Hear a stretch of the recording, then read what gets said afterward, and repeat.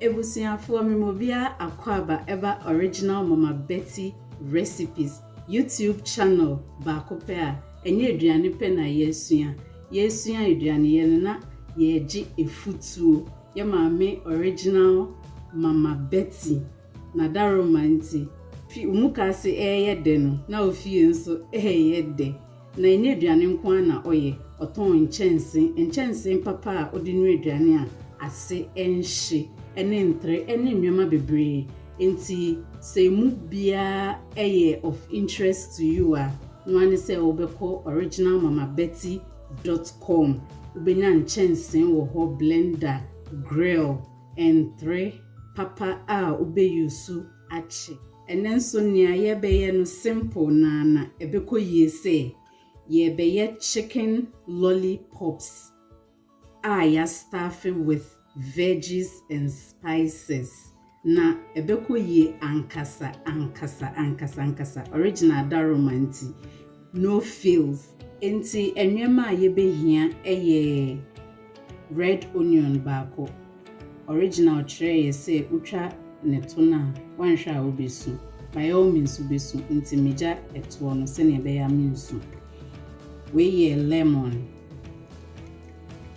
we ginger me wo garlic mienu enso ewa hasi me wo spring onion baako ewa hasi me wo green pepper half esunti machi mienu we parsley me wo thyme kakra nso ewa hasi me sign wo sweet peppers ewa hasi ena me wo chicken stock no akubia obetimi use me wo bread crumbs 1 tablespoon ena me wo parsley dry one me fresh one endorse nti me wo dry one na me de beka ho me wo white pepper kakran so ene enchine kitwe bi na ene the star of the day ene chicken drumsticks eno na ye be use we dey ye lollipops no me dey ahye nchine nsu me cleaning hu nyina dada ena ma dry hu so enti je akonya ne yenko the next stage enti me chicken drumstick no eni me tresenia ubenya lollipop no enti wo fa wo chicken na twa ahase no wo twa ne round wo twesi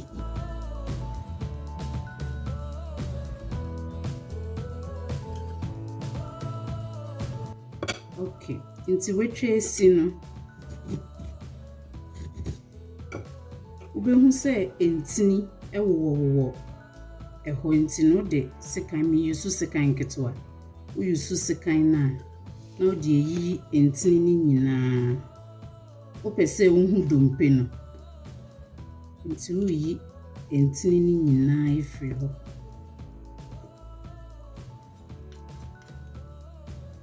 ya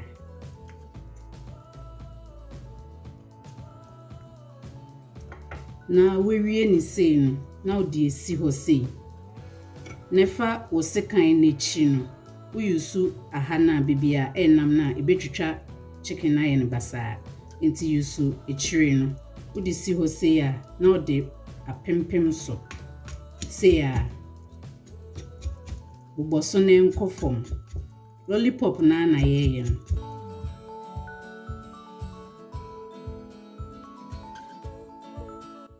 intinia ayeni inti ayese no ode onsa ebehye aha onse mense ram na wadan se opese ye ba be feeling no pese o create space ewo inside no inti dan se ya ninya sa space no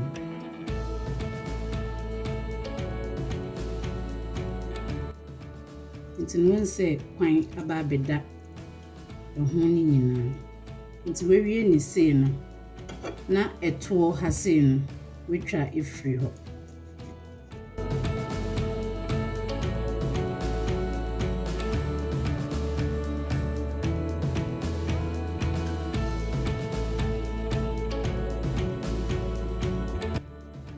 Intinia ye lollipop no aye ni. So intinia ye no sei na aye. Onse aye fe. Yenwie ye no kra no awtimu se bekoyi. Enti no ye ba beto aso. Me ye ni aka ni nyina na ya to aso. Enti ebusuafo ye chicken lollipops na na eguso na wa hye. Ebekoyi se Enti ye chicken no eni aye ready, lollipops no aye ready. Ye vegetables na ye twitwa aye no so eni. Veggies na me de tray earlier no me twitwa ni nyina eno so eni. Me garlic ne we ye garlic, we ye ginger no ena me lemon na me use no ma grate ehon no kakra zest no kakra egu ha sei. Enti eno so eni na ye bekeka ni nyina abom na ya to aso. Enti ebusuafo me ginger no na me de egu so no akekedro ne na me garlic ne nso ni ena me lemon zest no eno so na me de aka ho. Enti me breadcrumbs no eno nso ni de egu so. Me parsley dry one no. Me white pepper any enchine kakra bi a ewa ha sei eno so de egu so. Me lemon no michim kakra bi na egu.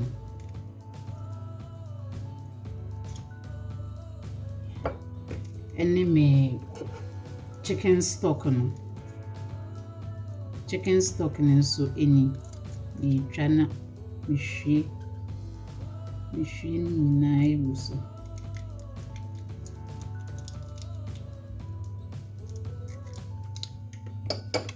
Nti ebusuafo ye ingredients ye filling ni nyina eni.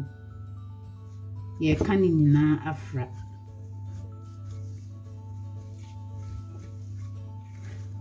Hey! Ye wie ye nso ni hwampa. Original. Ebekoyi se. Ebusuafo e wo so bia try recipe we original Mama Betty recipe. Ekoyi ankasa ye keka. Enti ebusuafo ni aye be ni se ye fa ye chicken lollipop na. Wo hu spaces na ye de yen safefa mu create ye no. Ye de filling no e ba be rerem. Enti ufa filling na wo de ashim.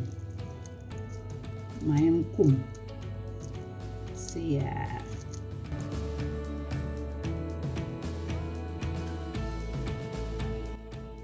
Ni when suni space na e create ye ni ti ufa o filling na o di room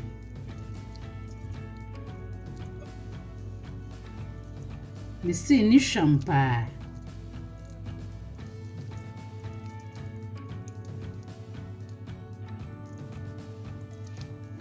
enyanko oven ukra nso no tunu se bekoyi ankasa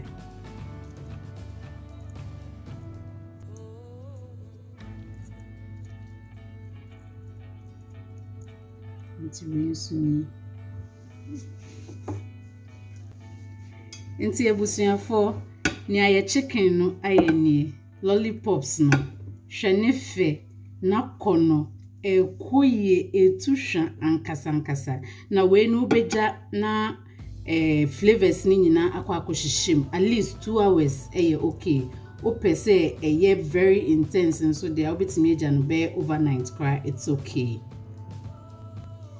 Enti ebusuafo ni aye chicken no aye ni na anse de beko oven mama na si ho 2 hours. Enti a marinate fine na anse de beko oven we ye onion powder, we ye ginger powder, we so ye garlic powder me kan nyina afra na ye de egugu so se ne be ya ehun no enye inside ne pe na flavors ehhehye ehun ne so no flavors ewo ho pa. When original beka say answer ube oko inside ne kra no oka outside na outside ne say hello ekoyie intinia ayeni nansa ye de beko oven nim no we eye foil na metwetwe mu nketenkete opese o de kata o de chichiri eto no say sene ebe be free oven nim beba no na ehwo no nhye Abusiafo mechiachia mo ewo babia wo bia na mmom we de mesremo esremo ye nyina se no se adofo de adwuma hyem ayobi maame ayobi ba ayobi yere so wa ho na abomoden a aye recipe a ye nyina ye betumi esua bibia finti mesrewa comment no ya na de inkwan hyesem abemefisanye easy say obi de camera besi no ho so na wabomoden ase de nyame de adom oni adofo nyina ebeche nti ebusuafo ni a ye chicken no ayeni me de foil no achichiri anu ni nyina se na ebe ya ho no enhyenansa na ye de beko oven nim no filling na kakra na ekaye no ye de gugu so okay entinia ayeni say ye ofe eya no a try bi enti ebusuafo ye chicken lollipops no ehye oven no me de ato 170 eguso ehye ma get it ready no ye be ye parsley rice won say filling no ye the parsley eka ho enti ye parsley rice se na be ye anime no ebe complement so well na niamewa wa ha say filling na aka no niame de gugu su n'echi no nia aka ni enti me de no so be fra me parsley rice no.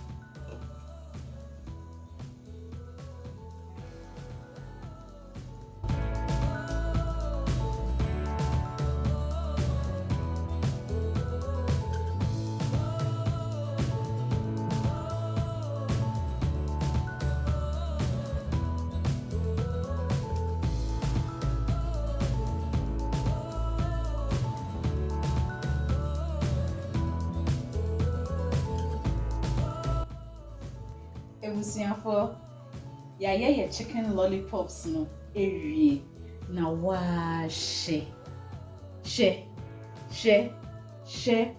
oh me fa ba ku me ma me di agro aye fine aye kama original. I just want to say thank you for this recipe ekoyi ankasa. You should be in my house aje hanyina me say amanfo ne nam mpomechi o ekoyi ankasa me parsley rice nso enie na wohu filling na kai na me de fry no it has taken it to the next level ekoyi ankasa na chicken we die e wo say me ka hwema o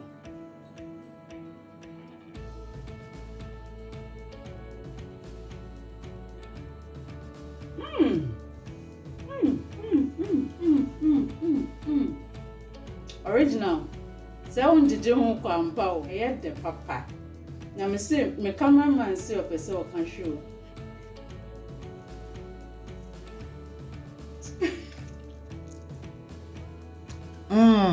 ekoye kra enti ebusuafo ye chicken lollipops no e na ye wie no ye parsley rice nso na ayesoko wa hase no e na yenya drink bi aye de boss recipe no eye fine eye kama pa na me show bi an cry say obe try ekoyie ankasa ekoyie pa na we need jini amaye hu a na wa subscribe to channel we original Mama Betty recipes. Na niama ye nso aso weni a na wato aba edi ama me da ase bebre. Na se ote Cape Town na se ope enuane bi se wo ye party ana se wa na ope aduane ahye o fridge mu a obetimi afre 079221405 ye be sortel kama. Midin wo channel Ejisu ne Auntie B. Medinyamija ubia. Bye.